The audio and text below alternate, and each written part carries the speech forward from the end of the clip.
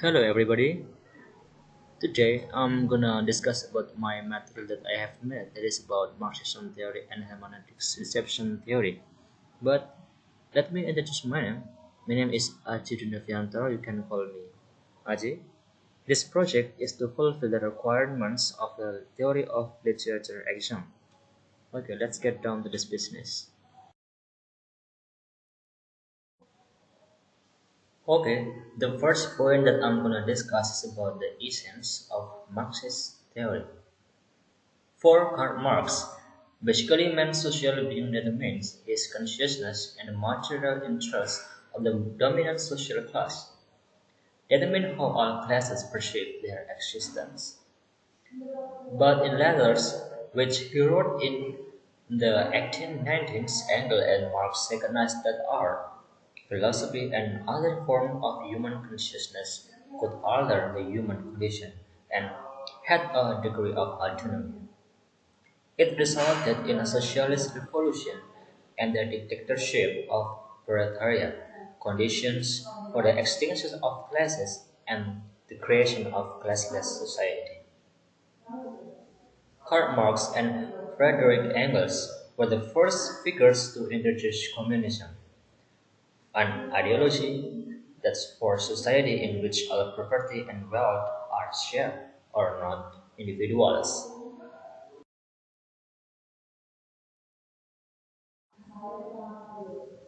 The next point is about socialist realism. Socialist realism is the term usually applied to the state-sanctioned theory of art favored predominantly in the Soviet Union, and therefore known as Soviet socialist realism. A writer could not hope to get his work published if he or she did not write the place to party. Lenin had made this explicit in his essay "Party Organization and Party Literature" 1905, in which he asserted that writers were free to write whatever they wanted, but if they wanted to get their work published in party journals, they would have to toe the party line. Socialist realism is one of the streams in socialism that moves in the literary or artistic arena. The spirit of socialist realism is to win socialism in society. So, in the flow of socialism literature, the reality of society is the inspiration to create works.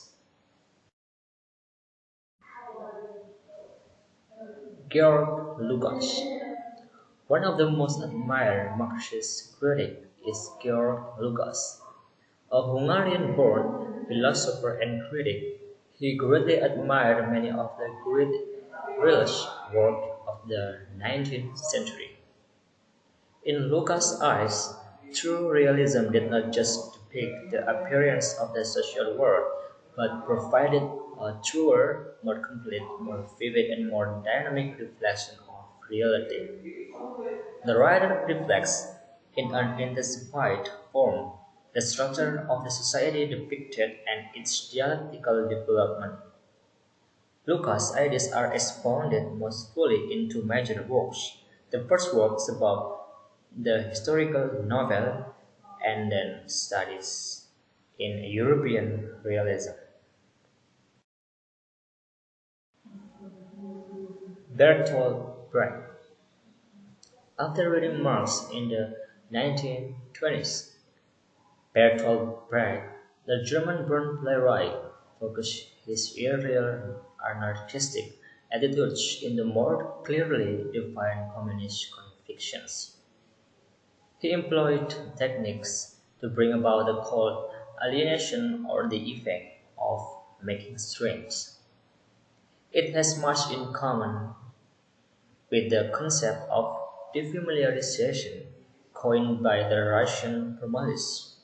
By such method, he attempted to show up the contradictions in capitalist society as something strange and unnatural requiring change. Not to create the illusion of real people with whom audiences could identify, but should present caricatures revealing the inner contradiction of the characters. The ways in which their behavior would molded by social forces and their need to survive. And next is about the Frankfurt School. The name the Frankfurt School has come to be applied to a group of philosophers and thinkers of other disciplines who were member or were associated with the Institute for Social Research in Frankfurt am Main in Germany. The leading figures into the group were Theodor Adorno, Max Horkheimer, and Herbert Marcuse. Their analysis of modern culture and society was very much influenced by their experience of fascism.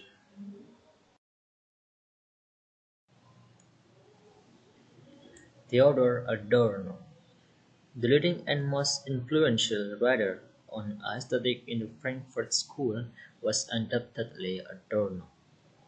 He criticized Lucas' view that art could have a direct relationship with reality. For Adorno, art, including literature, is detached from reality and this is the very source of its strength. He saw the alienation evident in the writings of Proust and Beckett as proving such negative knowledge of modern world. Okay, for the next person, that is Walter Benjamin. Walter Benjamin was closely associated with the Frankfurt School, but he was very much a maverick thinker. His best known essay is undoubtedly the work of art in the age of mechanical reproduction, in which he argued that modern means of the reproducing works of art, especially photography and film, have changed the special status of a work of art. Benjamin argues that works of art once used to have the quality of uniqueness which he calls their aura. The aura as producer.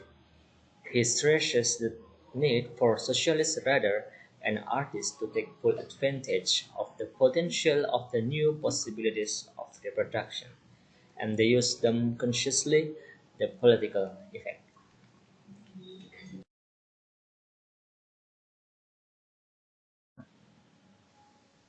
Lucien Goldman. He was interested in tracing the relationship between a work of literature, predominant modes of philosophical thought, and ideology and specific social classes. He developed a distinctive form of Marxist literary theory he called genetic structuralism. It's a concept that is founded by Lucien Goldman, which explains aspects of literary research that depart from three basic human-related traits, which consist of finding of significance, consistency, and transcendence. Human facts consisting of individual subject and collective subject. Louis Althusser. Althusser is commonly referred to as a structural Marxist, although his relationship to other schools of French structuralism is not a simple affiliation and he was critical of many aspects of structuralism. Althusser begins the essay by reiterating the Marxist theory that in order to exist, a social formation is required to essentially continuously and perpetually reproduce the productive forces, labor power, the condition of production and the relation of production. Antonio Gramsci. He wrote on political theory, sociology, and linguistics. He attempted to break from the economic determinism of traditional Marxist thought and so is considered a key neo-Marxist. Gramsci's theory of hegemony is tied to his conception of the capitalist state. Gramsci does not understand the state in the narrow sense of the government. Instead, he divides it between political society, the political, the army, legal system, and etc. The arena of political institution and legal constitutional control and civil society, the family, the education system, trade unions, and etc. Commonly seen as a private or non-state sphere which mediates between the state and the economy. Pierre Macquarie, a former student of Louis Althusser and collaborator on the influential poem Reading Capital. Macquarie is a central figure in the development of French post-structuralism and Marxism. Macquarie is known for his contribution to Reading Capital, his influential work in Marxist literary criticism, and intensive philosophical engagement with both Spinoza and Hegel. His work on these figures, from his early Hegel or Spinoza through his Hegel Atlas Associate, and his five-volume study of Spinoza ethics, complicates a relationship that is often otherwise taken to be a simple opposition between the combating paradigms of immanence and dialectics. For Macquarie, as Jason Reed puts it, the task is not to choose between Team Hegel and Team Spinoza, but to integrate each by means of the other.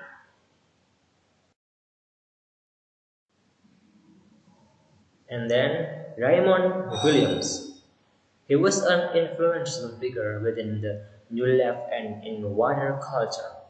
His writings on politics, culture, the mass media and literature made a significant contribution to the Marxist critics of culture and the arts. Williams tried to overcome the relationship between the determined superstructure and the determining bias of mechanical materialism. Terry Eagleton. He is currently Distinguished Professor of English Literature at Leicester University.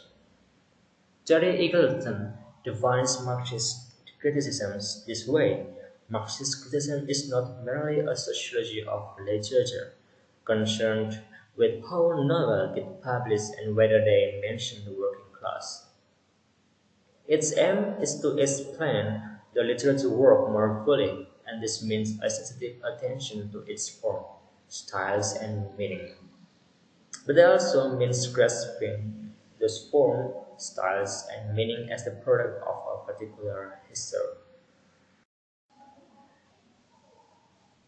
And the last person that I'm gonna show to you is Frederick Jameson. He is the best known for his analysis of contemporary cultural trends, particularly his analysis of postmodernity and capitalism. Jameson took as a sign that Marxism was alive and well as a collective movement and a culturally productive force. His research focused on critical theory, thinkers of, and influenced by the Frankfurt School, such as Kenneth Burke, George Lucas, Ernst Bloch, Theodor Adorno, Walter Benjamin, Herbert Marcuse, Louis Althusser, and Sartre, who view cultural criticism as an integral feature of Marxist theory. So this is the next chapter that I'm gonna explain to you. That is about hermeneutics and reception theory. And let's get down to business.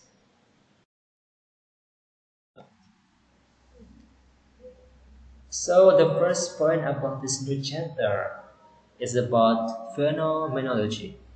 There is a continuum of a mode of theory from hermeneutics to reception theory, and both are based in a particular kind of philosophy which flourished in the early 20th century, in Germany especially, known as phenomenology. This way of doing philosophy is rooted in debate about the nature of the knowledge that comes from the works of Immanuel Kant, and in particular from Kant's differences between phenomena, world, as we view and nominal the world as it is. Evidence from structures in the mind is sought in the text and seen as reflection how he improved his world.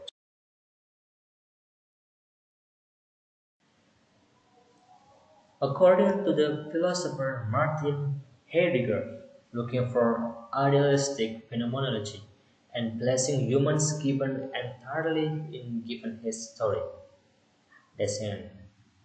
While usual world of something we can analyze from the point of view of people who are not interested is a contemplative subject. We escape in the world and can get out of there. We can never achieve our own reality goals of the world because we like the world from birth.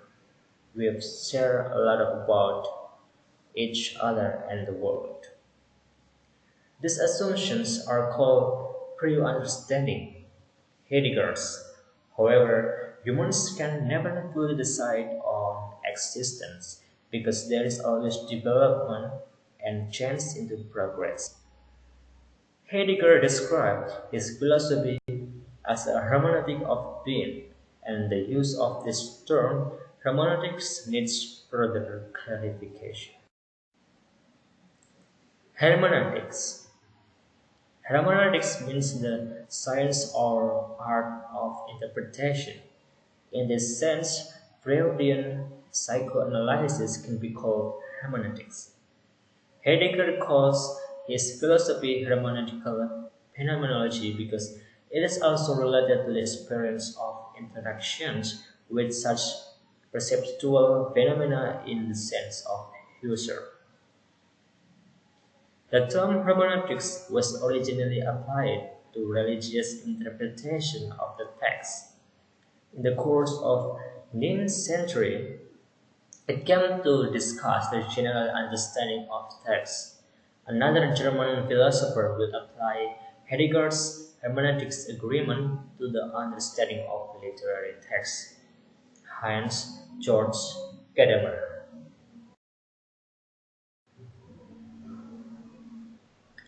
So the first person that explained about hermeneutics and reception theory is Hans Georg Gadamer.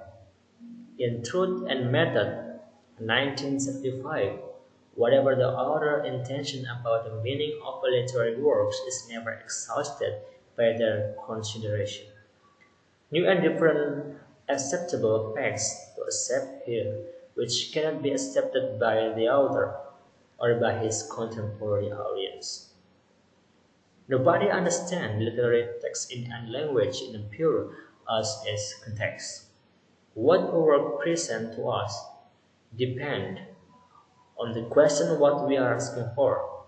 It also depends on our ability to discuss the context in Indonesia that has been compiled and written. Kadam also assumes the existence of tradition, the mainstreams where all good literary works agree. So the second person that explained about it is E.D. Hirsch, Jr. The American critics E.D. Hirsch is hermeneutics in philosophical tradition of usual. He radically attacked hermeneutics Heidegger and Gadamer. He agreed with Gadamer that our could mean different things to different people at different times, but he distinguished between the meaning and significance. The meaning remains unchanged, but significance word can change along with changes in historical context. Hirsch does not make the assumption that we can always know what the author's intentions are. The problem with Hirsch's approach is that he assumes that meaning can exist regardless of the language in which it is expressed. The next problem is, in many cases, it is almost impossible to make a very clear distinction between what the text meant to the writer at the time and what it means to be a modern critic. So this is the last chapter that I'm gonna discuss today. That is about receptionist theory. As its name implies, reception theory focuses on the way a work of literature is received by its readers.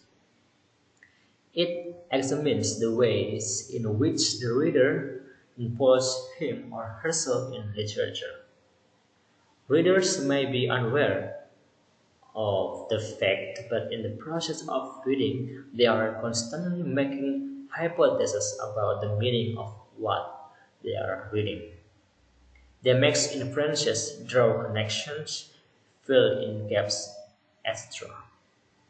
The text itself supplies a series of clues or codes which the reader uses to lend some coherence to the act of reading.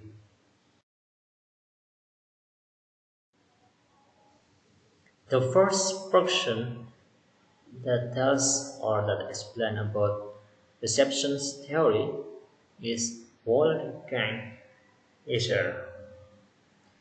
In the act of reading, 1978, Wolfgang Ischer examined the strategies used in building up a text and the repertoire of themes and allusions utilized.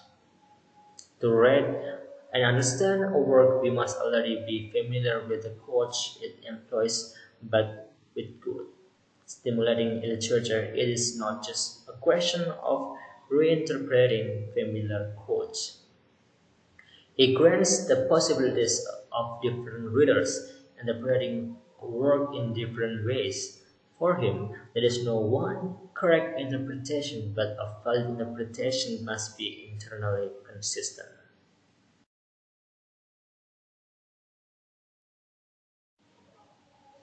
The second person that explains about reception's theory is Hans Robert George.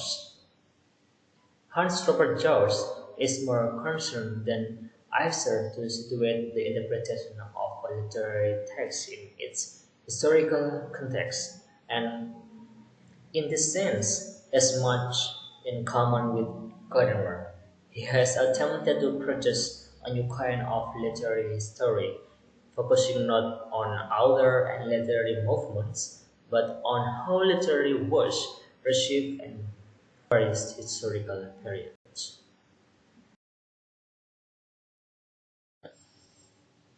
Stanley Fish. The American critic Stanley Fish developed a form of reception theory which he called affective stylistics. He examined reader expectation on the level of the sentence and argued that we use the same reading strategies in the understanding both literary and non-literary texts. It is possible to analyze the way in which a reader proceeds word for word through a text.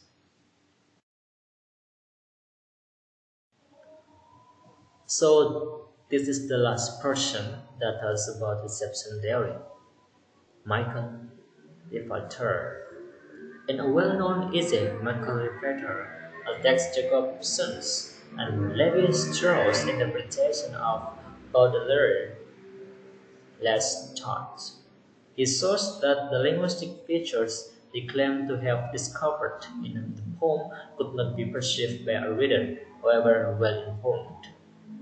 The reading by Jacobson and Levi Strauss depends on knowledge of their technical terminology. In his Semiotics of Poetry, 1978, Levi argues that elements in a poem often depart from normal grammar. And thank you so much. Thank you for your attention and thank you for your attentive listening and your cooperation. Thank you and have a nice day.